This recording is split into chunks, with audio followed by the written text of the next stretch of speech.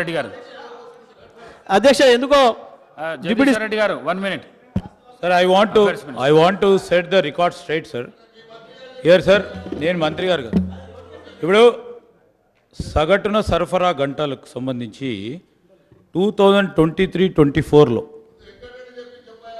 19 hours 22 minutes, sir వినండి sir, ఇది వినండి సార్, ఇది మీరు అది చూడండి, ఏప్రిల్ టు నవంబర్ అని కిందగా స్లాష్ పెట్టారు.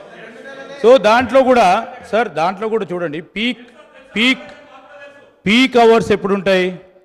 ఆ పీక్ అవర్స్లో I would like to send this sir, మీ దగ్గర కూడా ఉంది. మీ పీక్ అవర్స్లో కనీసం పీక్ అవర్స్లో పూర్తి స్థాయిలో 16 hours కూడా ఇవ్వలేదు అధ్యక్ష. దీంట్లో అది కూడా మ్యాప్ పెట్టాం చూడండి అధ్యక్ష,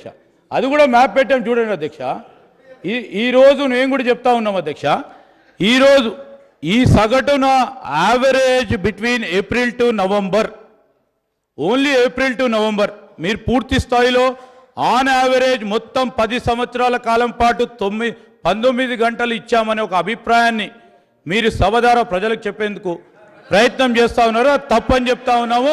I just want to set the record straight. Jagadishwar Reddy గారు అధ్యక్ష అన్నారు కూర్చో. అధ్యక్ష కొంచెం ప్రజలు ఏమనుకుంటారు అనేది కూడా కొంచెం ఇబ్బంది పడుతూ ఉన్నారు. మంత్రులు వారు మాట్లాడుతున్న తీరు చూసి ఒక మంత్రికి ఇంకో మంత్రికి సంబంధం లేకుండా యావరేజ్ అంటే ఏంది సార్? వాట్ ఈజ్ యావరేజ్ చెప్పండి ఒకసారి. యావరేజ్ అంటే రోజుకి 24 గంటలే ఉంటుంది అధ్యక్ష. వారు తెలుసుకోవాల్సిన విషయం, రోజుకి 24 గంటలు మాత్రమే ఉంటుంది. 24 గంటలు ఒక రోజు అంటారు ఎప్పుడైనా. రోజుకి 28 గంటలు 30 గంటలు ఉండదు. ఒక రోజు 12 గంటలు ఇచ్చి ఓ రోజు 30 గంటలు ఇస్తే యావరేజ్ 19 వస్తుందేం కానీ ఎన్ని గంటలు రోజుకి ఇస్తే యావరేజ్ 19 అవుతుందో చెప్పాలి లెక్కవారు. వారికి ఎవరికైనా అవగాహన ఉంటే ఈ మంత్రి గారా ఆ మంత్రి గారా ఎవరు చెప్తారో. లేదు అంటే మేము రాసిన శ్వేతపత్రమే అబద్ధం అనే విషయం, అవాస్తవాలతో కూడుకున్న శ్వేతపత్రాన్ని రిలీజ్ చేసిన విషయాన్ని వాళ్ళు ఒప్పుకోవాలని నేను చెప్పి డిమాండ్ చేస్తా ఉన్నా అధ్యక్ష. జగదీశ్వర్ రెడ్డి గారు మీరు పదే గట్టిగా గొంతు తెరుచుకొని అరిస్తే అబద్ధాలు నిజమైపోవు. మేం చెప్తున్నాం 24 గంటలు ఎక్కడ మెన్షన్ చేయలేదని చెప్పాం. 24 గంటలు నువ్వు పవర్ ఇచ్చినట్టుగా నేను ఎక్కడ మెన్షన్ చేయలేదు, నువ్వు ఇవ్వలేదు కూడా మీరు. మీరే మాట్లాడితే సభ తప్పుదో పట్టిస్తారు, రాష్ట్రాన్ని తప్పుదో పట్టిస్తారు. ఎవరో నీతి ఆయోగ్ ఏ పేజీలో 24 గంటలు పవర్ ఇచ్చావు? ఏ పేజీలో ఎక్కడ మీరు రాష్ట్రంలో 24 గంటలు పవర్ ఇవ్వలేదు 24 గంటలు ఎక్కడ మీరు అబద్ధాలు పదే. అధ్యక్ష మేము స్పష్టంగా మా పక్షాన్ని నుంచి డిమాండ్ చేస్తున్నాం. మీరు ఇప్పటికైనా మీ మంత్రులందరూ మాట్లాడుకున్న సార్ కూర్చొని ఎన్ని గంటలు ఇచ్చినవని మీరు చెప్పదలుచుకున్నారో స్పష్టంగా చెప్పండి. ఈ శ్వేతపత్రాన్ని మార్చుకొని మరొక శ్వేతపత్రం అయినా విడుదల చేయండి. మీరు అందరు మంత్రులు మాట్లాడుకున్నాగా చేయండి, లేకపోతే ప్రజల ముందర పలసన అవుతారు. అధ్యక్ష ఒకటే అధ్యక్ష, బట్టి గారు కావచ్చు, శ్రీధర్ బాబు గారు కావచ్చు, ఈ సభలో ఇక్కడ ఉన్నారు గత 5 ఏళ్ళు కూడా. ఒక్కరోజైనా వాళ్ళకు ప్లకార్డ్ పట్టుకునే అవకాశం ఇచ్చినమా, ఆ కష్టం ఇచ్చినమా? ఇవ్వలేదు. ఒక్కరోజు కూడా వాళ్ళ రకం కష్టపెట్టలేదు. ఒక్కరోజైనా పోయి ఒక జొన్న కంకినో ఒక మొక్క కంకినో ఇంత వరి కంకులో తీసుకొచ్చుకొని కష్టపడి అక్కడ కూడా వాళ్ళకి రానియలేదు. మేము ఆ రకంగా ఇచ్చినాం కాబట్టే వీళ్ళు రాలేదు. రైతులకు ఒకవేళ 1 ఎకరం కాదు, ఒక మడి ఎండిపోయినా సరే రైతాంగం రోడ్డు మీకు వచ్చేవాళ్ళు. తప్పకుండా ఇవాళ సోషల్ మీడియా బ్రహ్మాండంగా యాక్టివ్గా ఉంది. ఏ పల్లెల్లో, ఏ మారుమూలల్లో, ఏ పొలాల్లో, ఏ అడవిలో చూసినా సోషల్ మీడియా స్పష్టంగా వాడుతున్నారు. ఆ రైతులే పెట్టుండే వాళ్ళు. ఒక మాట రైతుల దగ్గర నేను ఛాలెంజ్ చేసిన మీట వాస్తవం, కేటీఆర్ గారు కాదు, నేను కూడా ఛాలెంజ్ చేసిన, మొదలు నేను చేసిన. ఎవరైనా ఈ రాష్ట్రంలో విద్యుత్ అందుబాటులో లేదు ఈ సమయంలో చెప్పదలుచుకుంటే వెళ్ళి ఒకసారి వైర్ పట్టుకొని ఒక వీడియో తీసి పంపండి. ఏ చర్యలకైనా మేము సిద్ధంగా ఉన్నామన్నమాట నేను ఆ రోజు ప్రకటించిన. పక్క రాష్ట్ర ముఖ్యమంత్రి ఉప ముఖ్యమంత్రి వచ్చి మాట్లాడితే కూడా ఈ విషయాన్ని మేము ప్రస్తావించాం అధ్యక్ష. ఆ రోజు నేను అదే విషయం కూడా చెప్పిన. పక్క రాష్ట్రంలో మీ రాష్ట్రం కూడా నేను వస్తా, 19 గంటలు వైర్ పట్టుకొని నిలబడతామా మీరు చెప్పండి, ఛాలెంజ్ చేయండి అని చెప్పి నేను ఆ రోజు అడిగిన అధ్యక్ష బయట మాట్లాడేటప్పుడు. ఇవాళ వీళ్ళు మాట్లాడితే వీళ్ళకే స్పష్టత లేక ఏదో చెప్పాలి, తప్పించుకోవాలి. దేనికి ప్రయత్నం చేస్తున్నారు అధ్యక్ష? వీళ్ళు ఒక మాట చెప్పాలంటే ఏదో అప్పులైనాయి. మేము ఒకటే మాట చెప్తున్నాం, మేము వచ్చిన రోజు ఉన్న స్థితి నుంచి మేము మెరుగుపరిచినాం. మేము వచ్చే రోజుకి రైతులకు 3-4 గంటల కంటే ఎక్కువ ఇవ్వలేదు, 6 గంటలు ఇస్తున్నది కూడా చక్కగా ఇవ్వలేదు. ఇండ్లకు 6 నుంచి 8 గంటల పవర్ కట్స్ ఉన్నాయి. ఆ పవర్ హాలిడేలు పారిశ్రామికవేత్తలకు ఉన్నాయి. ఇవాళ మేము వచ్చిన తర్వాత 1 నిమిషం కూడా పవర్ హాలిడే అనేది లేదు. విద్యుత్ కోతలు లేవు.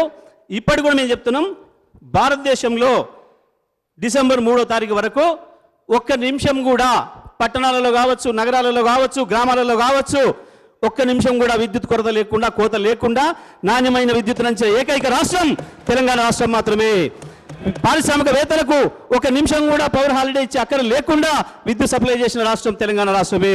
రైతాంగానికి వాళ్ళకి అవసరమైనంత మేరకు ప్రతి నిమిషం ఎప్పుడంటే అప్పుడు రైతు వాడుకోవడానికి పొద్దుగల పెట్టుకుంటారా, మధ్యాహ్నమా, సాయంత్రమా, రాత్రా, ఏ రైతైనా సరే తనే స్వయంగా వెళ్ళి పెట్టుకోవడానికి అవకాశం ఇస్తూ విద్యుత్తును అందుబాటులోకి తీసుకొచ్చిన రాష్ట్రం కూడా తెలంగాణ రాష్ట్రమే అనే విషయాన్ని మేము మళ్ళీ చెప్తున్నాం అధ్యక్ష. లేదంటే ప్రూవ్ చేసుకుంటే ఎక్కడైనా చేయొచ్చు. మేము అన్న ప్రతి మాట కూడా కట్టుబడి ఉన్నాం, అందులో సందేహం లేదు అధ్యక్ష.